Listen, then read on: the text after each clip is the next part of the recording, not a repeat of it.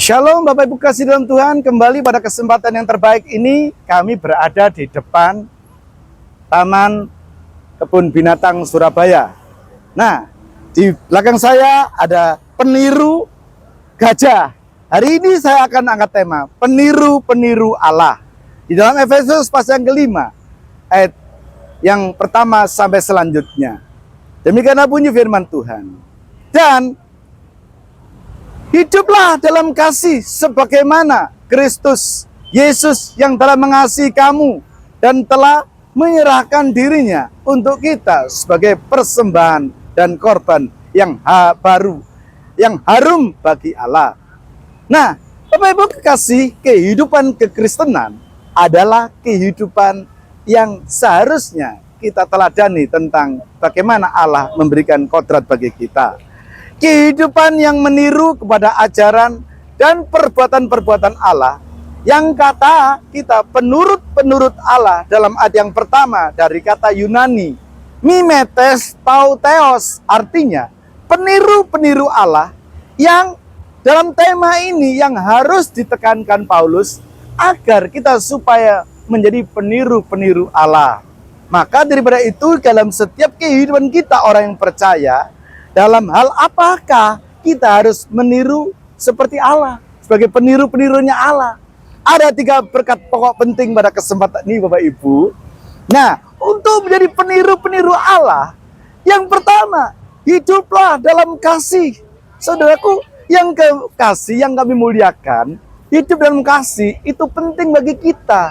Maka dia katakan dalam ayat yang kedua tadi, dan hiduplah dalam kasih sebagaimana Kristus sebagai teladan bagi kita telah mengasihi kamu dan telah menyerahkan dirinya untuk kita sebagai persembahan dan korban yang berbau harum bagi Allah.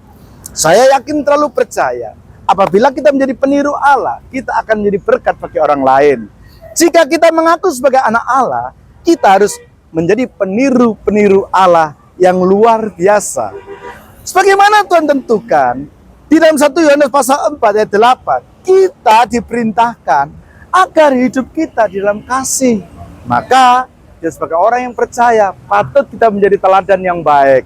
Nah, untuk itu yang pertama, hiduplah dalam kasih.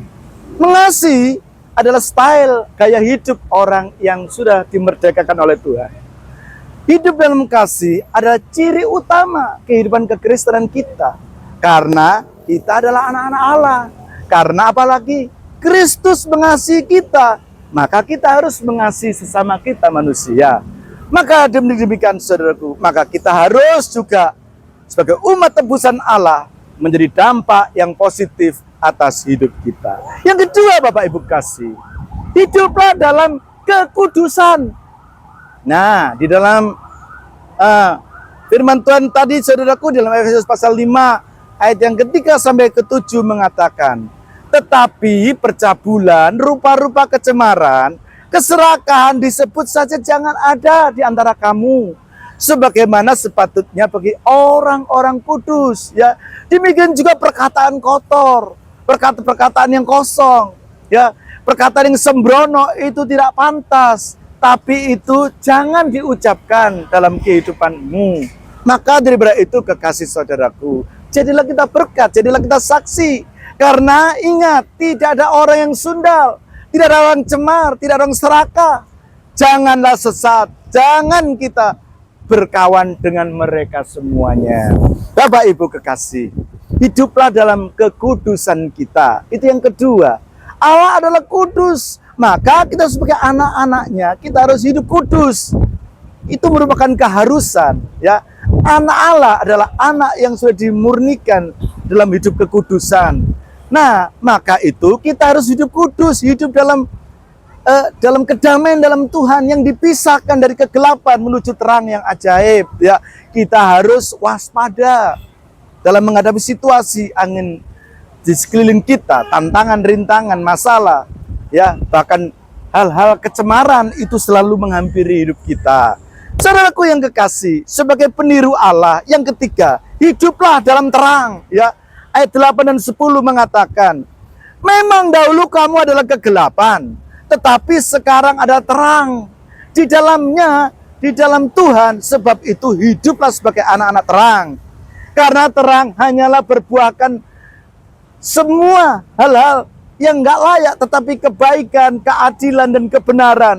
Dan ujilah apa yang berkenan kepada Tuhan. Bapak Ibu kekasih dalam Tuhan, Yesus adalah terang. Kita adalah orang-orang yang diperintahkan untuk hidup sebagai anak terang. Terang selalu ditandai dengan kebaikan, dengan keadilan, dengan kebenaran, dengan sukacita, damai sejahtera, agar hidup kita dapat berkenan kepada Allah. Terang senantiasa memancarkan, dan terang senantiasa mengalahkan kegelapan.